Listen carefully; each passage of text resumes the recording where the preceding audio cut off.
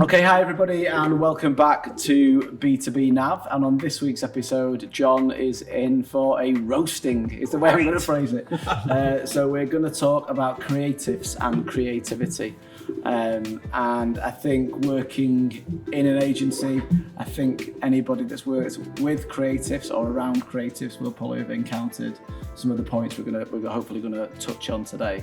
So, John, do you want to kick us off with what is a creative? Oh, what is a creative? Oh, I think you've just got to think about and define what the type of things that a creative person does. So I think for me, it's about taking risks, Okay. ignoring doubt in your own mind, facing fears, and kind of breaking routine and looking for the hidden, looking for things that aren't obvious. Okay. Looking at things differently, turning them upside down, turning them left to right, exploring things, taking things apart, trying to make new things out of things that already exist. Yep. So, like I said in the podcast I did recently about ideas, it's about being able to take maybe two things that exist, put them in your head, spin it around a bit, come up with something new. Okay. I just always be looking to improve, always be looking to kind of, you'll appreciate it. It's always look to change things, always look to kind of develop it and bring something that someone's never, bring a perception or a look or a kind of an observation that no one's had before. Okay. Ollie, what does it mean to you? Because I mean, I guess as a tech digitally savvy guy, do you consider yourself to be creative? What does creative mean to you in an agency? Don't say argumentative.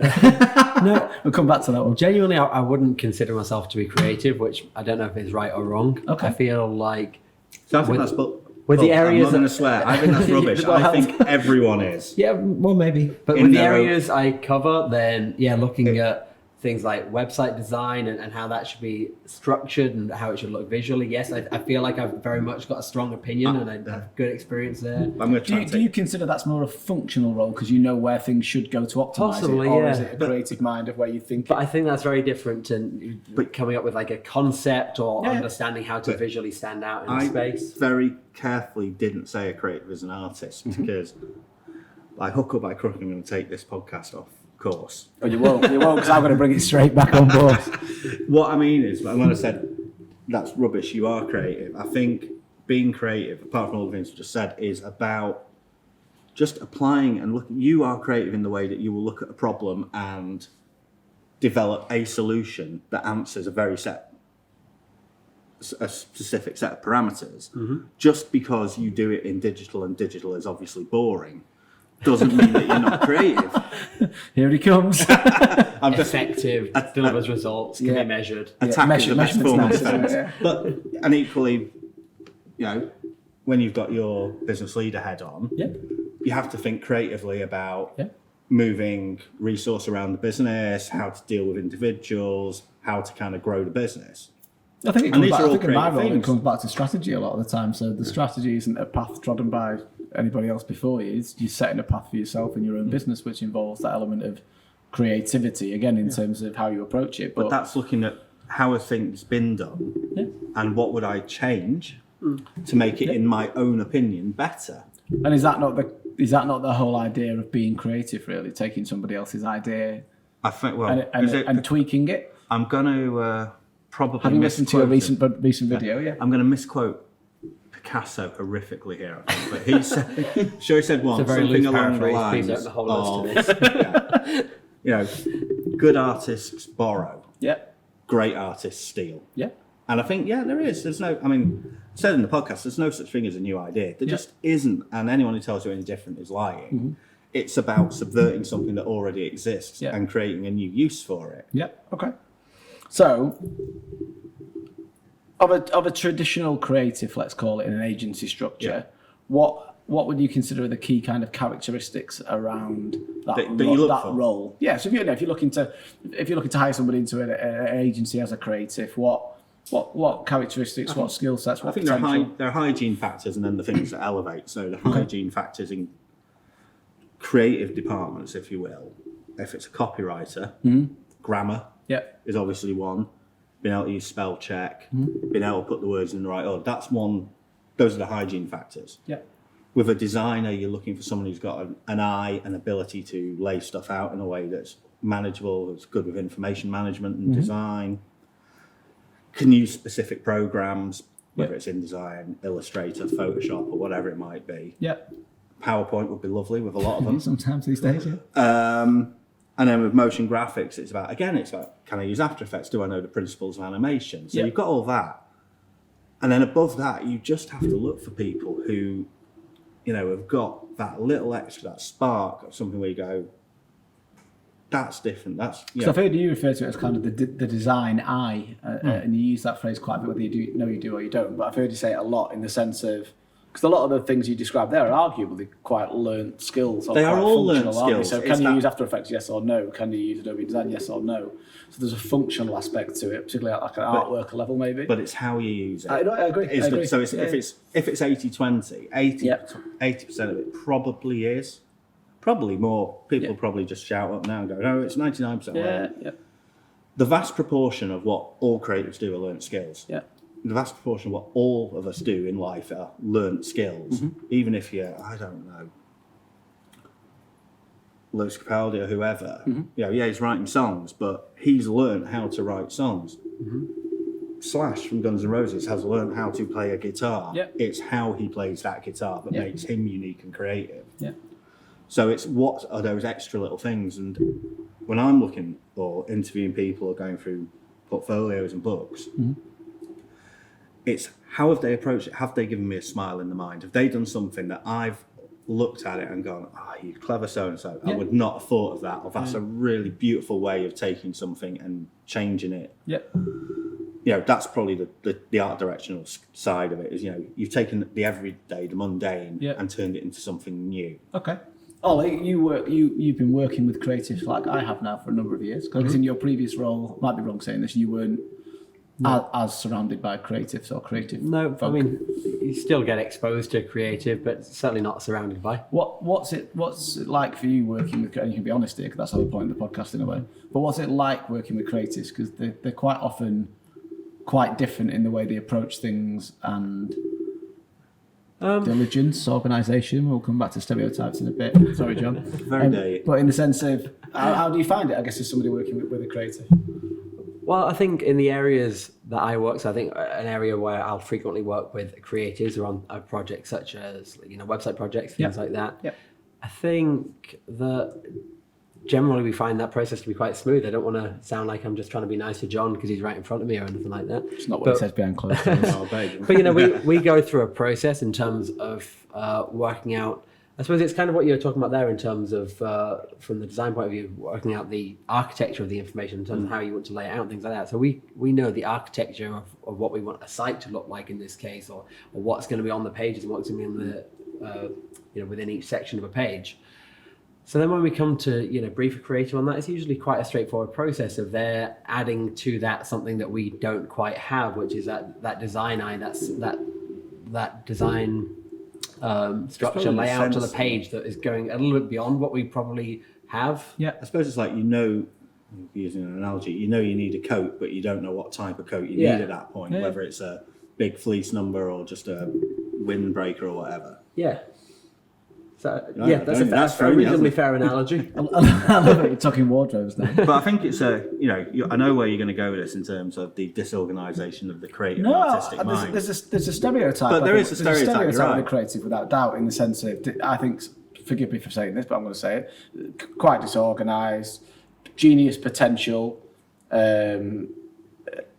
I'll come back to some other words, but in the sense of, I think creatives. You're not going to get blackballed on iTunes. No, but they can see sometimes be a complete and utter pain in the ass to work with. Yeah. No, absolutely. Because I think maybe particularly more in B2B as well, and we can discuss this, but in the sense of in B2B, where we brought you on in BDB to push our clients, stretch our boundaries, increase our creative capabilities, but also make us think bigger and make us think broader and make us think more excited and things for our clients. Be sorry now. No, and then but then in B2B, I think quite often it gets dialed back, doesn't it, by the client, because there is still a traditional kind of B2B approach to things, and whilst people speak of B2B becoming more like B2C, There's always that, like, with a little we C. don't want to go that Tiny, far out there. tiny or- C. So I think sometimes people get frustrated that you go too big, and they're like, well, that won't work for the budget, or that Yeah. won't work for the client, or the client won't buy it at that. But that's I don't- is that kind of the role? It's part of it, I think, but it's down to individuals. So you're right, creatives in general, I guess, get a bad rap for a lot of things. Yeah. Organisation is clearly one of them. Timesheets. I'll hold my hands up. I might not be my black belt skill, Yep. but equally, we have creatives here who are incredibly diligent at Yep. filling out their timesheets and are creative. And Which ones are them? Well, okay, ones think that about aren't this. me. Think about this from again. I'll go back to my website example. A creative that's designing a website has to be organised. There's a lot of information going on any one page, and then there's It's 10 so to 20 procedural, isn't different it? pages that need to be designed, and then there's mobile versions of those pages. You have to be organised to pull that off. Yeah. No, I think you're right. When I was going back to the point, so there's that. Yeah. There's lots of things, but I think a lot of it's down to the individual, because you will find that there are, across any agency, Yeah. there are people who are less than excellent at filling in timesheets. Yeah. I can think of many. There are Some absolutely. who might not have their time management. But it's more, I think the creatives tend to think it's their God-given right not to do them because they play up to the stereotype of Some do. No, I think I've seen it a lot over the years with different creatives that it's kind of, yeah, well, you're not going to get me to do timesheets because I'm the creative. And you go like, well, if you don't do timesheets, we can't bill your time, so you're useless. So it's kind of there's that kind of balancing ball I think between that. I think there are some, and I would always say that, you know, there's a sliding scale in any part of the business. And you're right, there are, and there are some who think they're the artist darling, and that's it. And I've got this joke. I've known it. I was told it years ago, and it's it always clean? I'm going to make it clean. Go. But it's how many art directors does it take to change a light bulb? Yeah. None, because I'm changing absolutely nothing, and that's like a real stereotype. But you do get people like that. That leads beautifully onto another point. So in the sense of, I've noticed working with you and working with other creatives and working with external suppliers and everything else over the years now, that no matter what gets presented, you'll change it. I've never seen anything come I don't think, where you won't tweak something with it. You are all external creatives. Everybody has to alter it a little bit, and we had it recently on one of the concepts. Yeah. Not you. Somebody else was doing the same thing to you. That you were like, do that, and they were like, no, I'm just going to do this little tweak to it. I can't explain. That is like the. But what is that? That's the creative gene. That's part of the creative gene. So you're saying, like, what do you look for? Yeah. And I think one thing is you always look for someone who's going to kind of always want to push it, always want to improve things, always want to go a little bit further. But I guess on the other side of the fence, is that just changing it for the sake of changing it because you can't possibly cope that it's somebody else's idea? I think there's possibly an element of that sometimes. No, I say it's And just interesting. I find it Sometimes interesting. It's it's one of the works. ones where there isn't, with creative, there's no right or wrong answer, is there? There's, no, so it's no, hard to know what Well, I it's. think that, well, that's But it's not a finished article. Depends who you so speak to. It's somebody never could finished. think that particular positioning of element is perfect. Somebody else might think it looks better slightly over there, and there's not necessarily a right or wrong. So It's more subjective, So let's definitely, change. Let's put it in a different frame of reference. Let's talk about art Yeah. in general. Yeah. Is the Mona Lisa finished? Is Yeah. the Sistine Chapel finished? Yeah. Is Guernica finished? Yep. Guernica doesn't look like it's finished, but you know what I mean. All those paintings. Yep.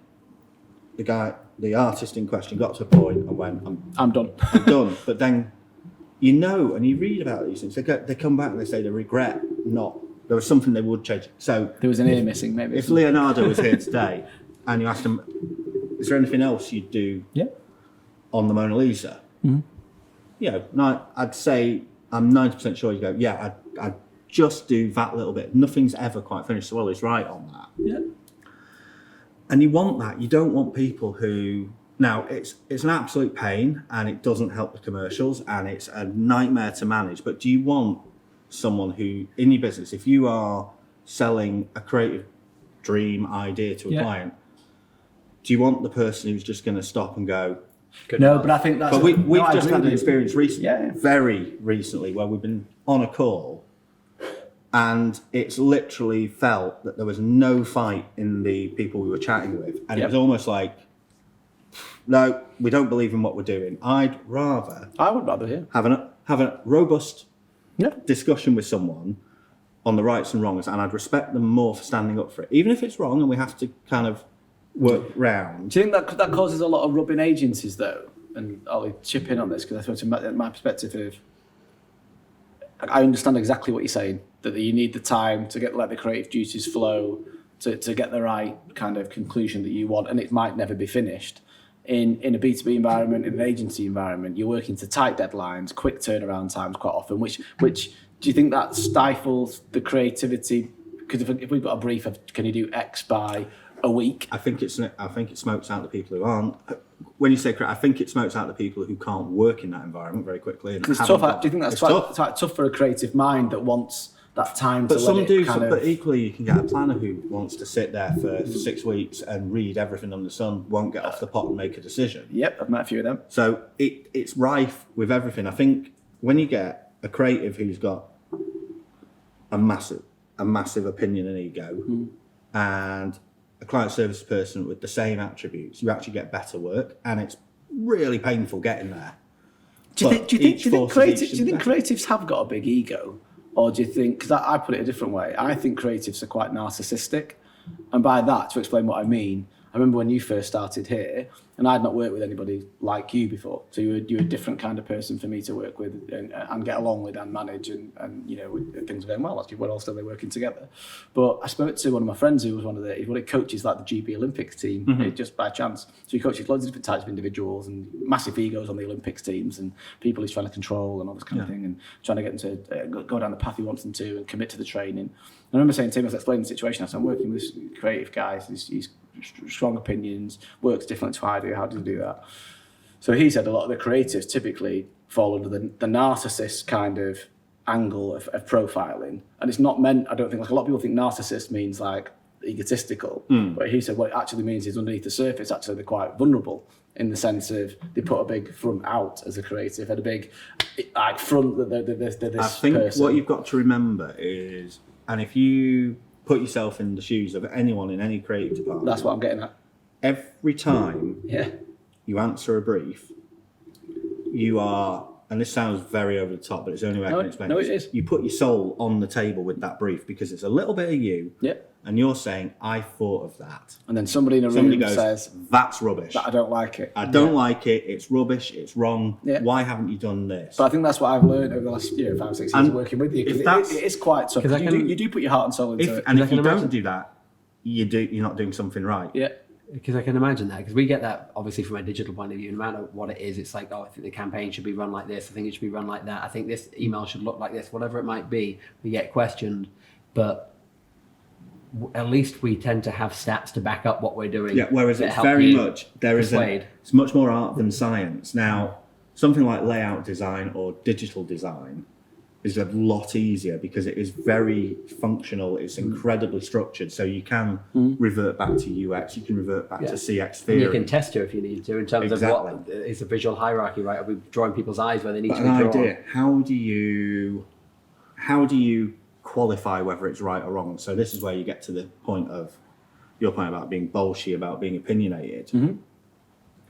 I think what you find is anytime someone comes with a brief, and generally it's not our agency, it's every agency, absolutely. puts it on the table and comes back, they're always looking, I'd have done that slightly different. Can we do? Suddenly everyone's an art director, everyone's a copywriter, everyone's a designer, and you're like, could we just do that? And you sit and go, why do you want to do that? And you're like, well, I think the client will like it.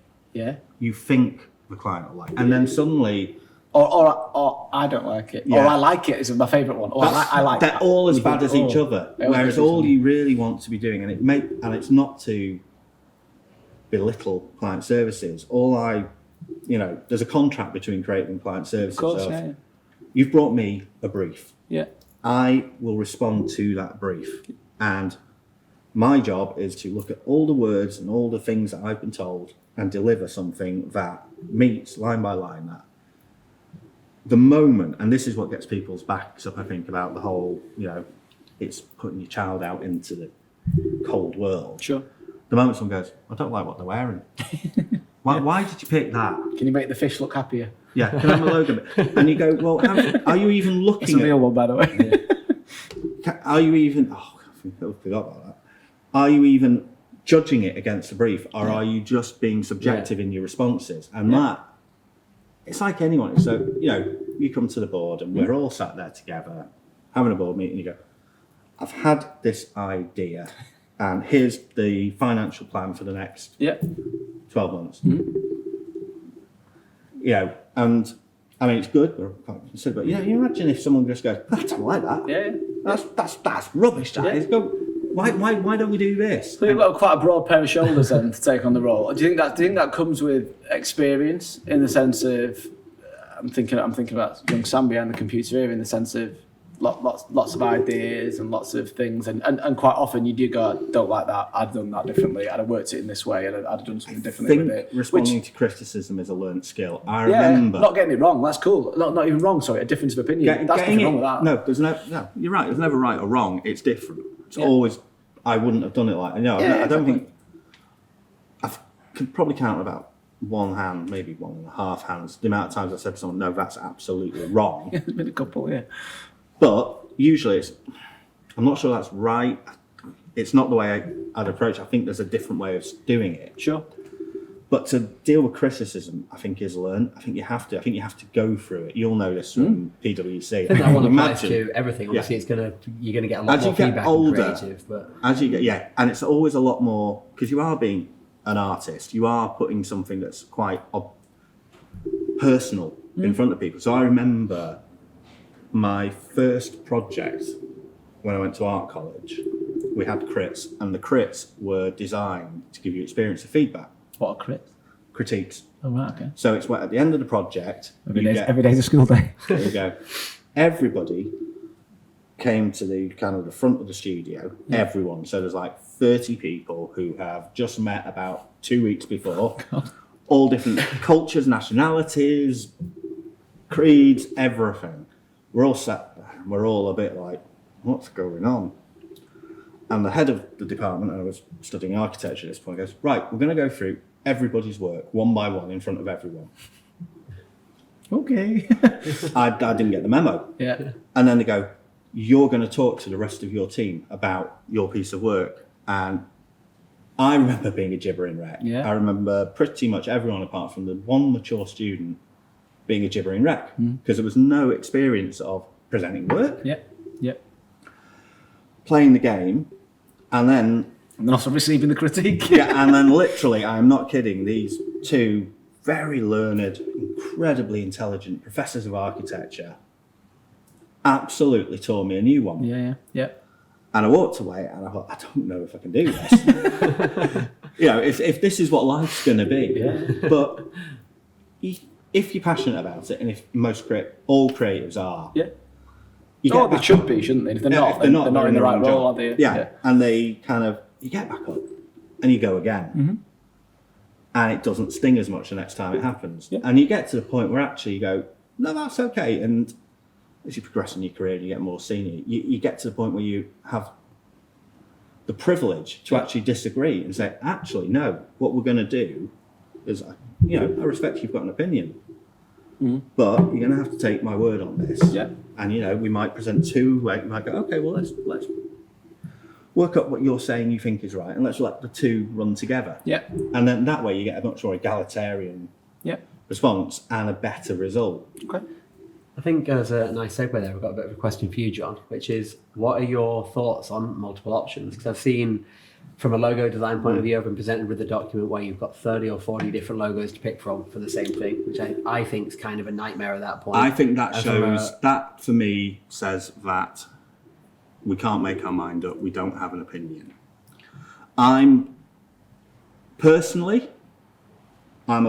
go with one option is my preferred approach, because we should have already, a client is paying for our intelligence and our ability to self-select and understand their market and deliver what's right. They're not paying, a fair amount of money to, I don't know if you find this, they're not paying to buy a dog and then bark themselves. Yeah. They're paying for us to advise them and give them the kind of confidence that my agency, with however many years experience, has recommended this as the way to move forward. And I think if you don't, you run the risk of living or dying by someone else's decisions. I think the difficulty with that, I don't disagree with you, but in the sense of the difficulty with that comes when you've got so many stakeholders involved in a decision-making process. Because I think if you've got one stakeholder, typically the person that's probably briefed you on the opportunity, and you can read that person, you know them quite well, you know how they think, you know what makes them tick. And then conversely with that, then when there are so many different stakeholders involved in the buying process and you've got 10 people around a table who haven't been involved in the briefing process. You've got 10 people, you'll guarantee there'll be 10 different opinions. Oh, it's tough that, I think, though. But then equally... But then with the one route, then you've got, I don't like that. Yeah, but I guess there's a right... That's then... But you get it a lot, don't you? You do, but then you've got to ask, I guess the response there would be, if that's the client, if the client is then deferring back, are you working for the right type of client? Yeah. And if you've seen it happen, you've definitely seen it happen because we've been in this situation. If we put more than one route up, and number one, which one? They already want to know which one. Which one do you prefer? Which one's the one? Okay, well, this is my preferred route. Why are you showing me this? Yeah. It's the first question. And the second point will be, there'll be lots of cogitation. You go, can I take that, and that, and that? And can you make me number 3, please? And I'll just have a new one. Yeah. Those two combinations don't always really and work they're not together, necessarily, exactly, they're not necessarily compatible. So you end up diluting.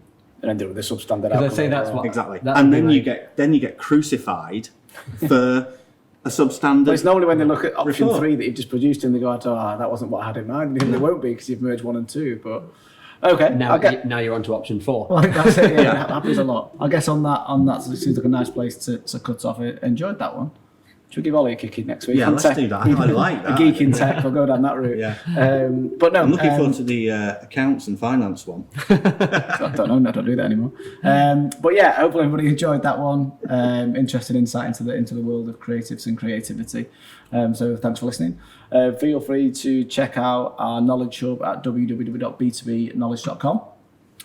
Our free online ungated content hub helping our clients, prospects, and contacts navigate the ever-evolving B2B marketing landscape.